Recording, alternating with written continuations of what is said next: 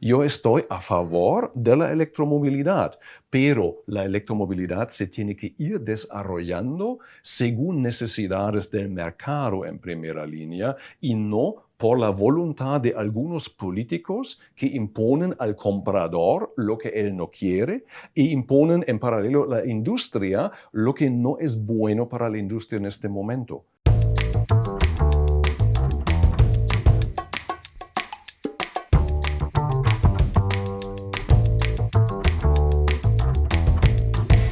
Bienvenidos, señoras y señores, a este tiempo de Contraplano, un nuevo programa, un nuevo espacio de entrevistas que estrenamos en esta nueva temporada de Canal Saber, la temporada 2024-2025. Un espacio, un programa en el que vamos a buscar la perspectiva menos explorada de grandes temas, de cuestiones palpitantes, de temas de actualidad sobre los que está el foco, o a veces no tanto el foco, pero sí el interés y la curiosidad. Por eso hemos buscado el contraplano como elemento de análisis de los temas que a veces se pierden, se diluyen, o de los que nos faltan datos o nos faltan perspectivas. Así es que comenzamos con el deseo de que sea de su interés los contenidos que iremos ofreciéndoles a lo largo de la temporada. Desde luego, el contenido que les hemos preparado para esta ocasión ciertamente lo es. Es sin duda uno de los grandes retos tecnológicos, industriales, con enormes implicaciones en el ámbito económico. Estamos hablando de la electromovilidad, el coche eléctrico, la agenda de transición que muchos países se han autoimpuesto. Establece una progresiva implantación del vehículo impulsado por electricidad y la progresiva retirada del tradicional motor de combustión que se alimenta de combustibles fósiles. Esto no deja indiferente a nadie. Hay quienes se muestran manifiestamente a favor de este proceso por cuestiones relacionadas con el impacto medioambiental, pero hay grandes dudas, sin duda, muchas falsedades, muchas creencias erróneas, incluso algunas absolutamente asentadas. Pues para dar respuesta a esas grandes preguntas, ¿cuál es realmente la huella ecológica del coche eléctrico? ¿Cómo se está haciendo ese proceso de reconversión industrial? Tenemos hoy con nosotros a uno de los grandes especialistas en el sector de la automoción en Europa. Se trata de Luf Hoffmann, ingeniero mecánico especializado en tecnología del automóvil. Fue director regional de ITV en Alemania y director de asistencia técnica del automóvil para España y Portugal de Bosch Automotive Aftermarket, empresa de la que además fue entrenador y coordinador mundial de formación técnica comercial durante 20 años. Actualmente asesora y entrena a entidades tanto públicas como privadas, empresas del sector de la automoción y organizaciones sectoriales. Señor Hoffmann, bienvenido a Canal Saber. Muchísimas gracias. El placer es mío. Es un tema realmente fascinante. Los datos son muy sorprendentes. Según Rho Motion, la empresa de investigación, una de las principales empresas de investigación en el sector, y lo que llevamos de año se han vendido en el mundo 8,4 millones de vehículos eléctricos, lo cual supone un incremento del 21% con relación al mismo periodo del año anterior. Sin embargo, en Europa las ventas parecen estancadas y en países como España simplemente no arranca. En el primer semestre del 2024, el coche eléctrico solo ha crecido un 1,3% respecto al 2023. España es, por cierto, el país 20º de Europa en cuanto a penetración de la electromovilidad. ¿Por qué cree, señor Hoffmann, que en Europa el coche eléctrico no arranca? Pues yo diría en un principio por su precio, porque en primer lugar creo que un comprador de un vehículo necesita un producto digamos, en relación a su poder adquisitivo. Y los vehículos eléctricos en un principio eran muy caros, mientras tanto han abaratado un poco.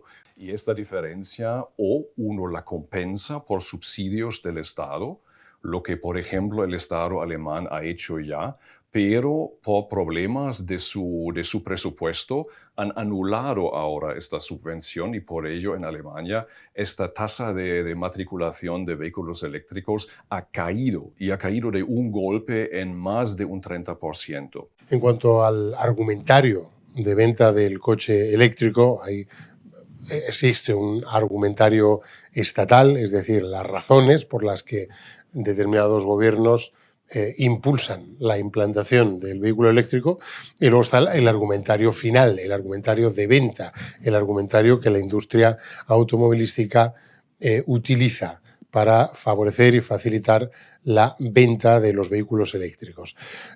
Hay dos cuestiones fundamentales. La primera, de carácter medioambiental, es decir, el menor impacto del vehículo de combustión, del vehículo eléctrico, en contraposición del vehículo de combustión. Y luego hay una razón económica. Parece que el vehículo es menos costoso, tiene un coste menor su utilización por razón del tipo de combustible que emplea. ¿Esto es realmente así? ¿Cuál es la huella de carbono que genera el motor de combustión y cuál es la huella de carbono que genera el coche eléctrico? Sí, este ya es un punto muy importante, ¿no? Porque la voluntad política que está ahí a favor de la electromovilidad en realidad no es totalmente honesta, porque se fijan en la definición del efecto ambiental solamente a las emisiones del tubo de escape de un vehículo. Y está claro que un motor de gasolina o un motor diésel tiene emisiones que se pueden medir, que están reglamentadas de forma muy estricta, que llevan a la homologación con un cierto nivel. Hoy en día es Euro 6D lo que está en vigor, pero no es verdad. Solamente por ausencia de un tubo de escape, esto no quiere decir que el impacto ambiental de un vehículo eléctrico sea nulo. No es así. Y los vehículos que se llaman Zero Emission Vehicles, lo que se puede leer en algunos de los eléctricos, por ejemplo, se refiere al hecho de que no tiene tubo de escape.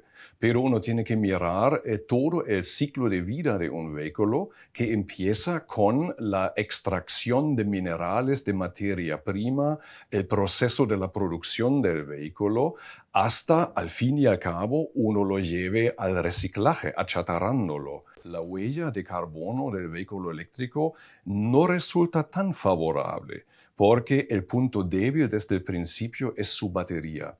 La batería litio-ion con su materia prima y la muchísima energía que requiere para su producción, deja una huella de carbono muy importante.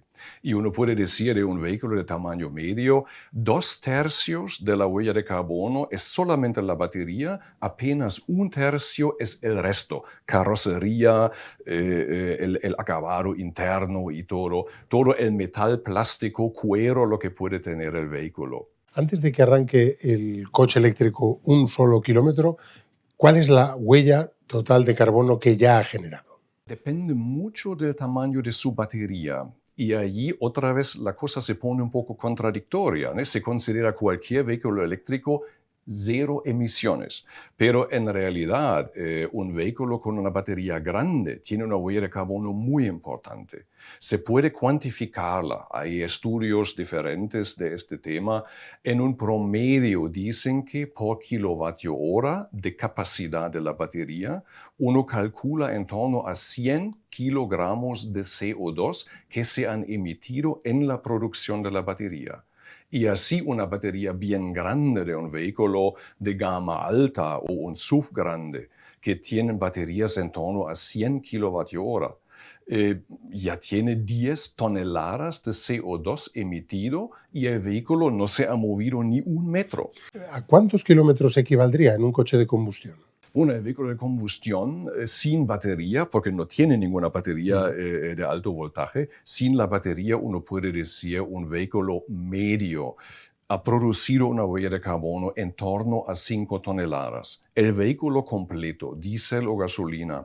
El vehículo eléctrico tiene con la batería algo que depende de la batería, de su tamaño, plus el vehículo que tiene en torno a 4 toneladas de CO2. Y si tú tienes 4 toneladas plus una batería, digamos, de 80 kilovatios hora, llegamos ya a 8 toneladas plus 4, 12 toneladas del vehículo. Un gasolina o diésel sale con máximo 5 toneladas desde la fábrica. Y así esta diferencia de 7 toneladas en este cálculo tiene que compensar el vehículo eléctrico con la electricidad renovable, ojalá renovable, que se utiliza para cargarlo. Y la energía no es un 100% renovable en ningún país europeo. Hablamos de los insumos, de los materiales que se precisan para producir un coche eléctrico. La tecnología fundamental, lógicamente, es la batería, que requiere de una serie de minerales de difícil obtención. Creo que fundamentalmente el litio y cobalto, ¿no? Sí, Entre otros muchos, sí, fundamentalmente. ya. Y son los dos productos clave en realidad, o las dos materias clave que se encuentran en la batería. La mayor parte de las baterías hoy en día, no todas, porque hay diferentes tecnologías ya en el mercado, pero las más corrientes son baterías que se llaman NMC. Contienen el C, es el cobalto en este caso, el litio en todo caso también, tienen níquel, tienen mangano también, pero el componente crítico es el cobalto ante todo.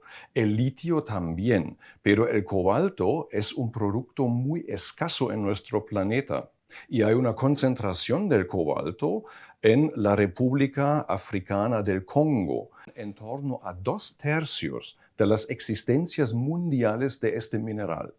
Quiere decir que uno depende completamente del Congo. Y a propósito, por este motivo, ya empresas chinas se han comprado muchas de las minas de ahí. Dicen que controlan ya en torno a un 75, un 80% de las minas en el Congo, empresas chinas. Y no es ninguna coincidencia. Y el cobalto es muy caro. Oscila el precio por tonelada según situación del mercado, entre 20.000 y 80.000 euros más o menos, una tonelada de cobalto. Porque de litio hay más recursos en el mundo, pero la extracción de litio también es problemática por su efecto ambiental. Se lo ve en América Latina. En el famoso triángulo de litio ahí entre Bolivia, Chile y Argentina, donde extraen el litio de aguas subterráneas, pero bombeando esta agua a la superficie en una zona de desierto. Prácticamente es el desierto de Atacama, una de las zonas más secas de este planeta, y ahí gastan millones y millones de litros de agua por día extrayendo agua con un contenido de litio. Evapora el agua ahí en el desierto y luego recogen el litio, tienen que lavarlo, tienen que procesarlo y luego lo transportan en camiones a la costa donde lo ponen en barcos. Todo este proceso no es nada amigable al medio ambiente. El cobalto, ahí hay muchas minas muy pequeñas donde trabajan hasta niños pequeños. Hay estimaciones de NGOs de en torno a 20.000 niños sospechan que trabajen en estas minas pequeñas en el Congo. Y estos son efectos, o se puede decir daños colaterales, para tener un poco sarcástico casi, pero uno tiene que preguntarse, ¿de verdad es justo y es aceptable eso? Hay gente que dice, nos destruyen, por ejemplo, en Bolivia, aquí, el medio ambiente para tener coches libres de tubo de escape en Europa, en América, en países asiáticos. Es ciertamente una situación un tanto compleja porque la producción de este tipo de producto, del vehículo eléctrico, depende en una importante medida de factores exógenos, es decir, fundamentalmente del aporte de esos materiales, de esos insumos que están localizados en zonas del planeta, en muchos casos de difícil control, ¿no? Esto es una de las múltiples complejidades a las que tiene que hacer frente la industria. ¿Cuál es la posición? ¿En qué momento le pilla a la industria automovilística europea este proceso, estas agendas de transición ecológica que se están estableciendo en numerosos gobiernos, en el contexto de la Unión Europea y de otros países europeos? Porque hay que recordar que la industria automovilística ha sido uno de los pilares fundamentales del desarrollo industrial europeo tras la Segunda Guerra Mundial. Durante los últimos 70 años, la fabricación de vehículos ha generado millones de puestos de trabajo, ha representado un porcentaje nada desdeñable del PIB de países pues, como Alemania, singularmente Alemania, pero también España, Francia, Italia. ¿En qué momento se encuentra la industria automovilística y cómo afronta este proceso de reconversión, de transformación a un nuevo escenario en el que progresivamente se impone la movilidad eléctrica? Es un punto muy delicado que acabas de tocar, ¿no? La imposición de la electromovilidad.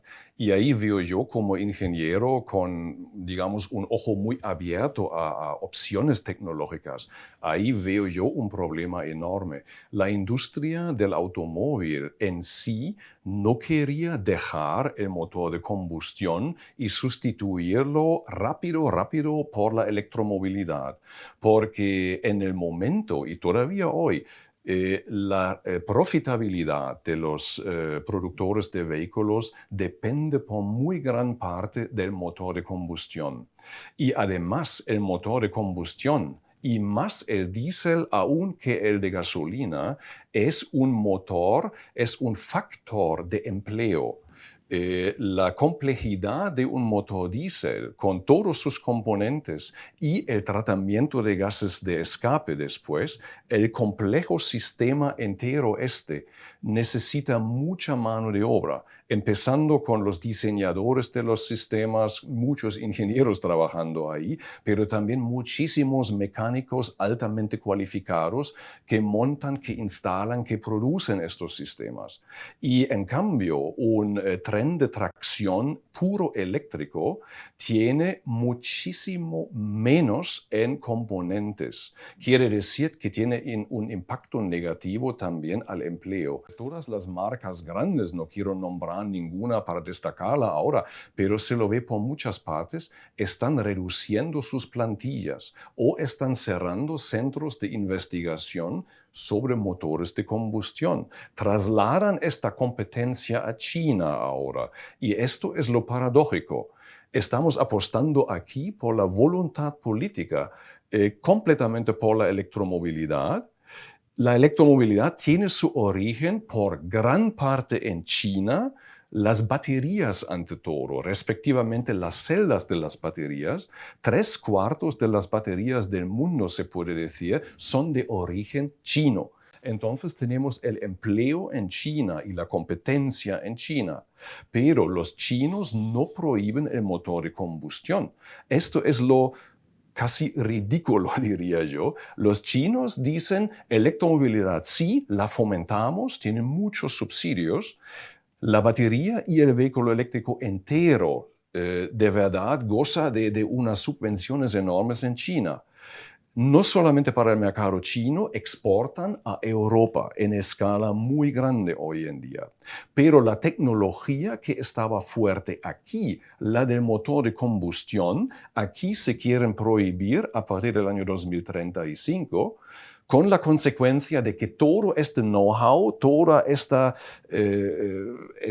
maquinaria, estos centros de desarrollo, todo, poco a poco van trasladándolo a China y los chinos siguen produciendo ahí motores de combustión, porque en muchas partes del mundo El motor eléctrico no es ninguna opción. Siempre miramos un poco ahí a nuestro propio ombligo, ¿no? Claro, estamos aquí en Europa, aquí la electromovilidad es un tema, pero si uno mira a otros países asiáticos, por ejemplo, menos desarrollados, miramos a un mercado gigante que es India. En India la electromovilidad no es ningún tema. La gente aspira a tener movilidad por un vehículo pequeño y asequible y que tendrá seguro en motor de combustión. Pero la gran mayoría de los compradores o no se puede permitir un vehículo eléctrico o no tienen la infraestructura de carga y por ello el vehículo con motor de combustión no está obsoleto y no está muerto en absoluto. Pero en Europa, por medidas políticas, lo están prácticamente matando ahora y otros se benefician de eso. Y uno de los beneficiarios grandes es China. China nos manda la tracción eléctrica, evidentemente beneficiándose económicamente, y recibe la tecnología convencional y la sigue desarrollando y produciendo. Y eso es de verdad paradójico. Fomentamos con la fuerza con la que se quiere imponer la electromovilidad en Europa, se fomenta la industria china y se afecta a la industria europea, que depende todavía mucho del beneficio por motores convencionales, motores de combustión. Y esto no es lógico en mi punto de vista. Es ideológico, pero no lógico. Claro, que hay dos cuestiones que inciden de forma fundamental en la viabilidad de la electromovilidad. Una es la infraestructura disponible, es decir, los puntos de carga, y otra es la disponibilidad de caudal energético suficiente, ¿no? Respecto a la primera cuestión, según ANFAC, en España existen 32.400 puntos de recarga, un 60% más, por cierto, que el año anterior, aunque el parque de vehículos eléctricos ha aumentado en un 50%. Según la Asociación Europea de Fabricantes Eléctricos, España está en el 6º lugar en cuanto a puntos de recarga, aunque lógicamente es una infraestructura insuficiente si imaginamos un parque móvil en el año 2035 fundamentalmente basado en el coche eléctrico. Lo mismo ocurre con la cuestión energética. ¿Usted cree que Europa es capaz de generar suficiente energía, pensando en ese horizonte del año 2035, para abastecer a un parque automovilístico fundamentalmente basado en el coche eléctrico? Bueno, de la capacidad yo diría que sí, porque la producción eléctrica en Europa en general es suficiente y puede también suministrar la energía necesaria para una flota muy grande de vehículos eléctricos. La cuestión es primero si la distribución de esta energía está lo suficientemente desarrollada, porque uno tiene que imaginarse un hogar, lo sabe creo que todo el mundo, tiene alguna potencia contratada, digamos en torno a 5 kilovatios. Esto es lo que puedo sacar ahí de la red pública, puedo encender un horno, un aire acondicionado, a lo mejor debería de esperar con la máquina lavadora porque a lo mejor se me salta ya algo ahí, pero un vehículo eléctrico para cargarlo con la velocidad necesaria requiere potencias de carga hoy en día, digamos, de un mínimo de 50 kilovatios, lo que no sería mucho ni siquiera. Hay puntos de carga de alta potencia que ya llegan hasta, en algunos lugares, 350 kilovatios. Si yo me acerco con un vehículo grande, con una batería muy grande, y la quiero cargar de este famoso lapso ahí entre 20% hasta 80%, y quiero alcanzar esto en, digamos, 15 o 20 minutos, lo que es un objetivo que algunos vehículos ya pueden cumplir inclusive, ahí sacan una energía tan fuerte de la red que corresponde a 30, 40, 50 hogares. Quiere decir que si yo necesito la capacidad de carga para un cierto número de vehículos, quiero poner ahí en línea 6 puntos de carga para que 6 puedan cargar al mismo tiempo, ya tengo una potencia ahí instalada que corresponde a un pueblo entero con todos sus hogares.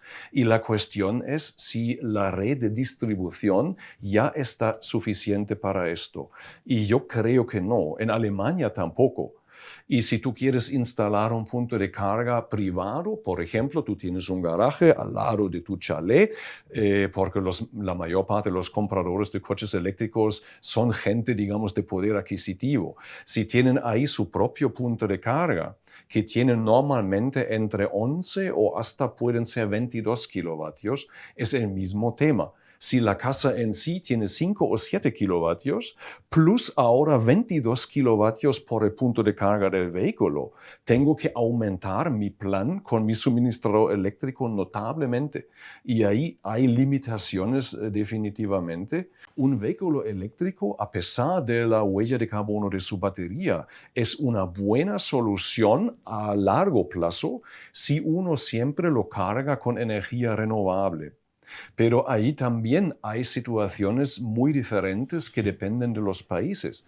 La Comunidad Europea en su promedio tiene una huella de carbono de en torno a 250 gramos por kilovatio hora. Y esto es lo que tengo que tener en cuenta también. A propósito, lo que me parece muy paradójico, China fomenta también en su parque del automóvil la electromovilidad fuertemente, pero China es el país que más depende de la energía del carbón. Son plantas de carbón que producen ahí. 2/3, creo que actualmente son un 68%, es solamente energía de carbón, plus plantas de gas natural y de gasoil. La electricidad en China es altamente fósil, pero fomentan la electromovilidad y allí la kilovatio hora viene con una huella de carbono de en torno a 1.100 gramos. El promedio en Europa, 250 gramos, en China, 1.100. Quiere decir que cada coche eléctrico que se vende en China efectivamente empeora las emisiones de CO2 a nivel nacional. Hay que decir que China genera 1/3 de la huella de carbono total del planeta. Creo que está en torno, la cuota china, en torno a un 33%. Está en torno a un 33% solamente China. Para compararlo, toda la Comunidad Europea está en torno a un 7% de la contribución a las emisiones mundiales. Y de ese 7%, en cómputo agregado, ¿qué huella de carbono genera la movilidad europea? El vehículo de combustión eléctrica. Ya, bueno, el vehículo convencional, ahí hay cálculos del Eurostat, de la Agencia Estadística de la Comunidad Europea. Uno llega a la conclusión que el vehículo de coches, ahí los camiones están en este momento no considerados, porque camiones eléctricos hay algunos ya, pero es algo que apenas está empezando. Si miramos los coches, todos los coches de la Unión Europea contribuyen en su totalidad menos de 1% a las emisiones CO2 del mundo. Es un 0,97 más o menos según Eurostat. Y este 0,97%, para reducirlo, claro, es un objetivo muy honorable, no es nada criticable, pero la ilusión, estamos reduciendo emisiones de coches en Europa y salvamos el clima mundial. Esta ilusión es más que ridícula. Y la cuestión para mí es si este efecto marginal que solamente tiene la electromovilidad en Europa para el mundo, si este efecto marginal justifica un daño bastante grave para la industria del automóvil en toda Europa. Y en mi punto de vista no es muy constructivo lo que se lee mucho. ¿Por qué se ha perdido la industria europea esta tendencia a la electromovilidad? ¿Por qué vienen tan tarde ahora? Para mí la cuestión es, ¿qué es lo que han vendido? Han vendido hasta hoy lo que quería el mercado. Y el mercado nunca ha querido vehículos eléctricos, sino tradicionalmente en Europa hasta hoy la gran mayoría de los vehículos vendidos tienen motor de gasolina o diésel o son híbridos con motor de gasolina o también hay algunos híbridos con motor diésel. Esto es lo que se vende bien. La electromovilidad se vende por esta imposición política ahora solamente. Y por ello, mi opinión personal es, bueno, yo he trabajado muchos años en la industria del automóvil, pero no es por ello que la quiera proteger o exculpar. La industria del automóvil no ha perdido una tendencia, simplemente ha suministrado al mercado lo que quería el mercado, lo que se vendía bien. Y ahora, por imposición política, esto está cambiando y está cambiando de forma demasiado brusca en mi punto de vista. Yo soy un aficionado de la electromovilidad, para que no me malentienda el público en este sentido. Yo he tenido un coche eléctrico pequeño en el año 1997 ya. Toda la gente me estaba mirando, ¿qué está conduciendo este tío ahí? Era un vehículo súper pequeño eléctrico. Yo estoy a favor de la electromovilidad, pero la electromovilidad se tiene que ir desarrollando según necesidades del mercado en primera línea y no por la voluntad de algunos políticos que imponen al comprador lo que él no quiere e imponen en paralelo a la industria lo que no es bueno para la industria en este momento. La electromovilidad es la movilidad del futuro, pero yo no veo ningún sentido en una imposición brutal ahora que deja muchos daños colaterales. Es mi opinión personal sobre este tema. Parece que lo más aconsejable sería adaptar la implantación o acompasar la implantación al crecimiento progresivo, paulatino de la demanda y sobre todo a la adaptación real de la industria automovilística a los parámetros de producción del vehículo eléctrico. Eso es, y no abrir ahora el hueco para la industria china, porque por falta de vehículos pagables a un buen precio en Europa, ahora están llenando este vacío ante todo marcas chinas. Y puestos de trabajo en Europa hoy en día dependen mucho del vehículo convencional. Y yo lo veo mejor una transición paulatina según necesidades del mercado y no por imposición pensando en este menos de 1% de las emisiones de CO2. Y a propósito, esto sería un ahorro en CO2 si uno apagara, si uno anulara hoy mismo todos los vehículos convencionales. Si ahora un 0,90 y pico de por ciento si uno anula todos los vehículos convencionales hoy en día. Y la fuerza ahí que exergen sobre la electromovilidad ahora va a aportar solamente a una pequeña fracción de este 0,97%. El efecto es mínimo, pero el impacto, digamos, hasta el daño que uno puede hacer esto, daño económico y también puede ser un daño social, es bastante grande. Ciertamente hay dos escenarios bien diferentes. Por una parte está la movilidad de proximidad, donde el coche eléctrico ya aparece realmente competitivo.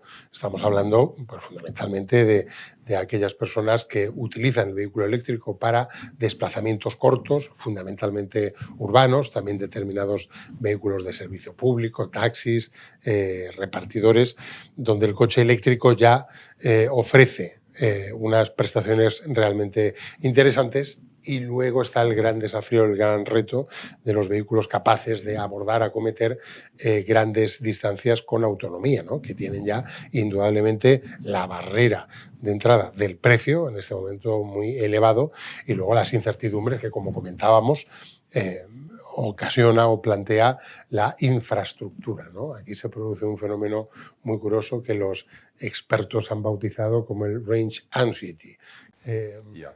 La ansiedad que experimenta el conductor de un vehículo eléctrico cuando tiene que recorrer una larga distancia y tiene la duda, la incertidumbre de la disponibilidad próxima de un punto de carga.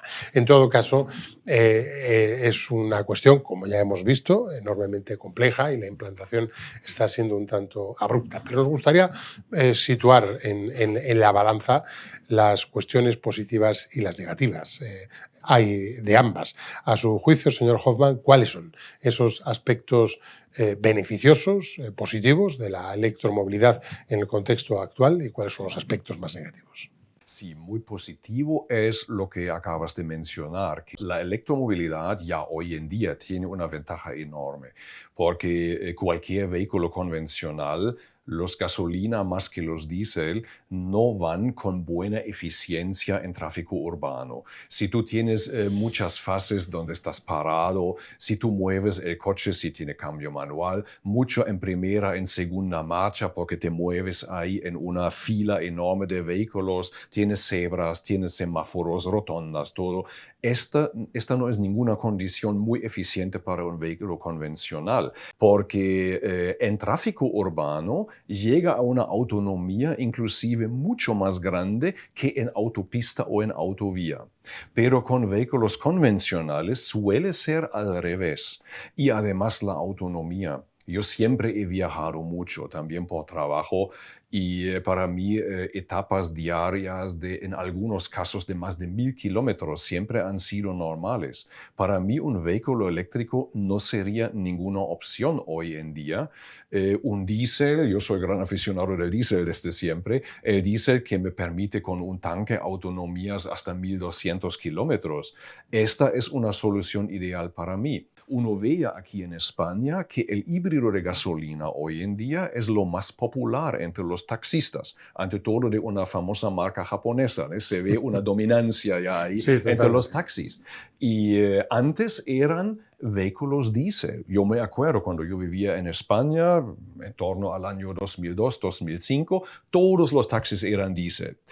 Hoy en día son híbridos de gasolina, porque los taxistas saben que la tracción eléctrica, aunque es de tiempo parcial solamente, les ahorra mucho combustible. Un vehículo totalmente eléctrico como taxi urbano, yo lo considero una solución ideal. Pero en cuanto yo tenga que hacer ruta larga, ahí veo más ventaja del coche convencional, ante todo del diésel, porque para tener una autonomía grande necesito inevitablemente una batería muy grande. Y una batería muy grande no la puedo instalar en un vehículo compacto. Por ello, los que más autonomía tienen hoy en día, hay coches eléctricos que han superado ya los 500 kilómetros. Pero estos son SUV o limusinas súper grandes que tienen ahí una batería de hasta 750 kilos de peso montada ahí en la parte baja en el chasis. Si yo voy con un SUV de 2,7 toneladas y con una batería enorme para hacer mi compra al supermercado, esto en mi punto de vista no tiene sentido. Esto no es ecológico. Ahí un coche pequeño eléctrico y más asequible, y estos son los que faltan en el mercado ahora todavía, esta sería una solución. Y por ello, yo salgo siempre del punto de vista, uno debería de dar al cliente siempre la opción que más ventaja le dé en su decisión de compra. Y si yo viajo mucho por ruta larga, ¿por qué me quieren prohibir el diésel a partir del 2035? ¿Por qué quieren obligarme a comprar entonces un vehículo eléctrico? La tecnología de baterías va progresando, por supuesto, y las autonomías poco a poco están creciendo, pero están lejos de las autonomías realistas de un motor de gasolina y muy por debajo de las que uno puede alcanzar con un motor diésel.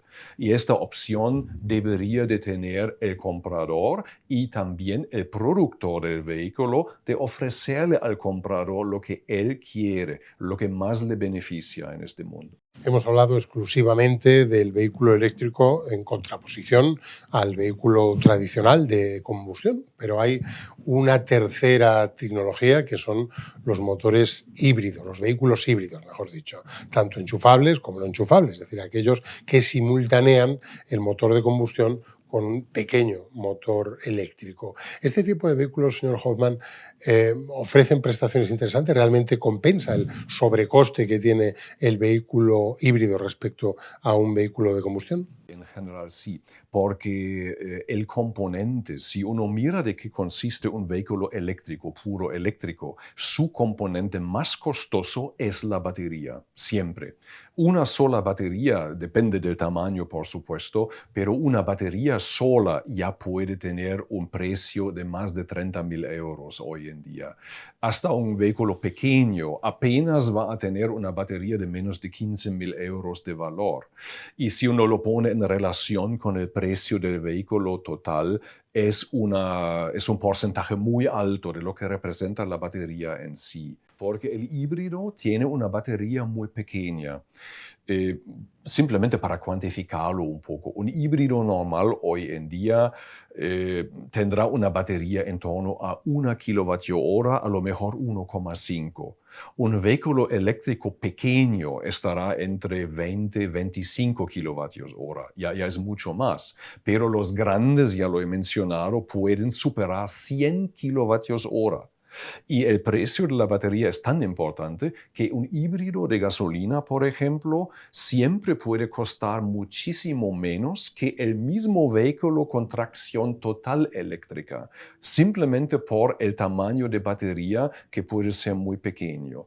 Y además el híbrido me da la posibilidad de seguir con el tanque de combustible hasta necesitar repostar. Voy a cualquier gasolinera, puedo repostar y sigo mi viaje. No tengo lo que dijiste muy bien, esta ansiedad de la autonomía del vehículo.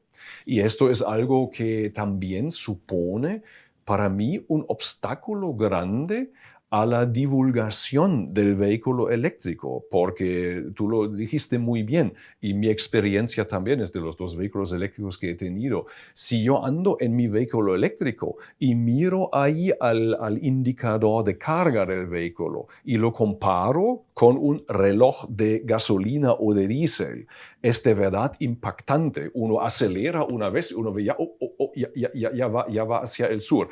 Este efecto da miedo a la gente, ¿eh? Es este un aspecto crucial de todo el proceso. Explíquenos cómo se reciclan las baterías de los vehículos eléctricos.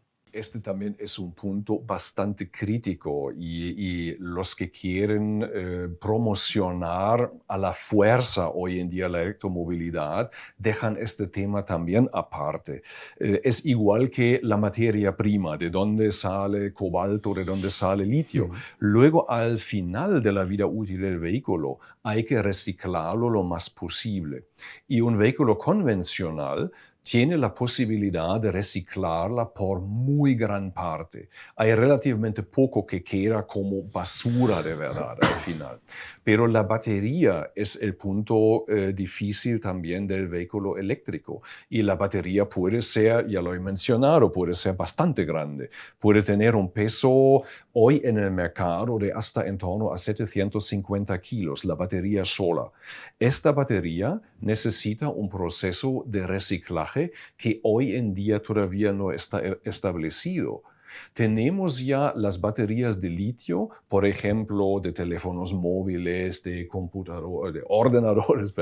ordenadores portátiles. Lamentablemente, muchos móviles que están estropeados, la gente lo tira al contenedor residual. Lo que se recicla hoy se lo suele hacer con 2 procesos que no son nada ecológicos, ni el uno ni el otro, lamentablemente. O lo queman todo para fundir los metales, pero queman también componentes de plástico, producen muchos gases tóxicos que hay que limpiar y neutralizar luego, y luego se puede extraer de lo que se quema ahí ciertas materias primas. Es un proceso.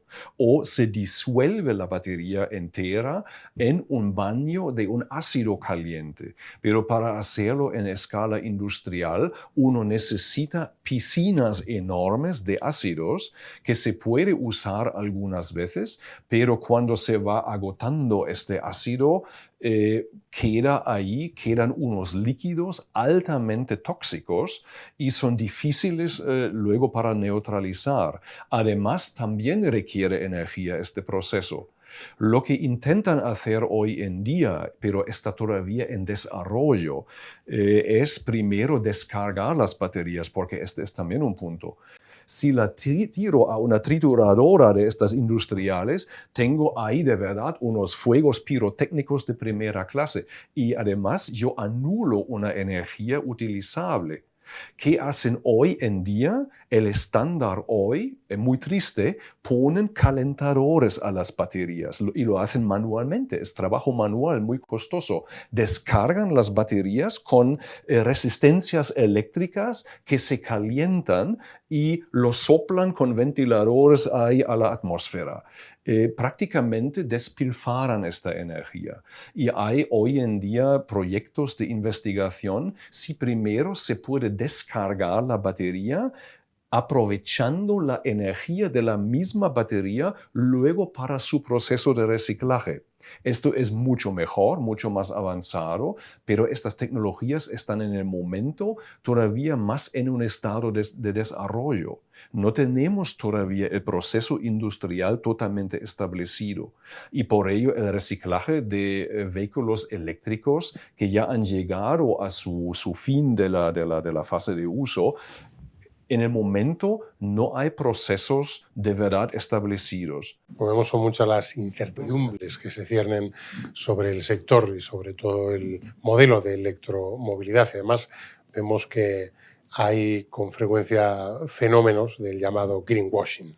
Greenwashing es una palabra muy buena sobre eso, pero son problemas que se pueden solucionar, seguro, pero hay que tenerlo en cuenta y por ello decir hoy en día, comprador de un vehículo, si tú decides por un gasolina o un gasoil, es una porquería y es tecnología obsoleta. Compra el eléctrico es amigable al medio ambiente, no causa contaminación de ninguna forma, es simplemente una mentira. La realidad es todavía muy diferente.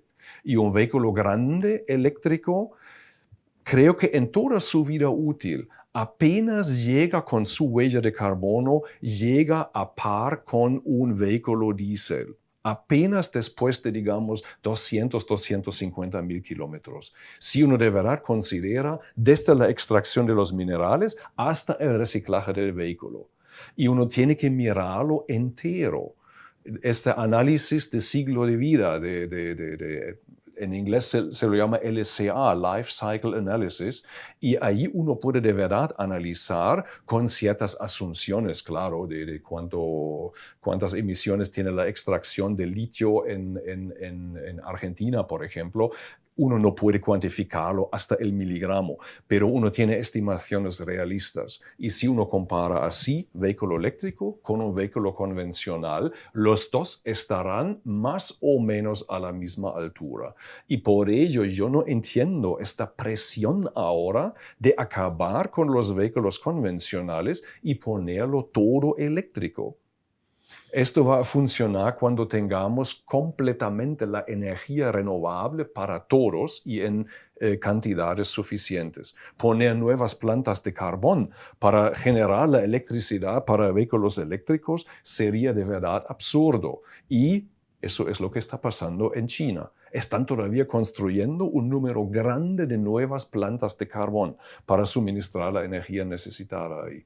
Bueno, una conversación realmente interesante que nos ha permitido profundizar en una cuestión que marca de forma importante la agenda de muchos países. Hablamos de la transición ecológica. La electromovilidad es uno de los ámbitos, los aspectos realmente relevantes en este proceso. No es el único, pero ciertamente el proceso del cambio climático es un proceso evidente como consecuencia de la acción humana y es un proceso que puede comprometer la continuidad de determinados recursos naturales y también de las condiciones de vida en el planeta. Por eso es fundamental que se aborden políticas y que se establezcan itinerarios hacia un modelo de vida social, de vida económica más medioambientalmente sostenible.